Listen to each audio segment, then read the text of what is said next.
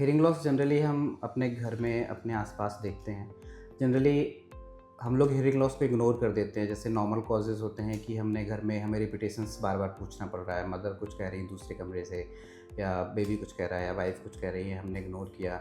Generally हमारे old age peoples ignore कर देते हैं कि नहीं हमें सुनाई दे रहा है, ठीक सुनाई दे रहा है, कोई प्रॉब्लम नहीं है।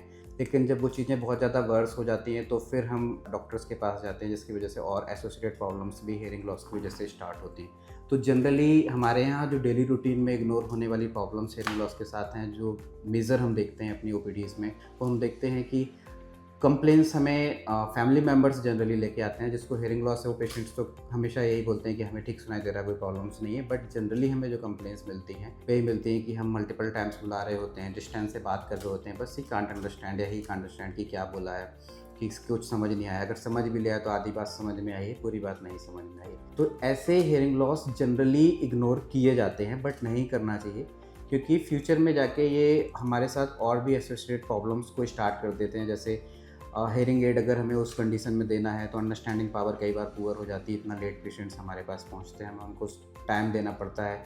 इस वजह से पेशेंट्स इग्नोर होने लगते हैं, लैंग्वेज सुनने का टाइम कम हो जाता है, जिसकी वजह से अंडरस्टैंडिंग पावर पुअर होने लगती है।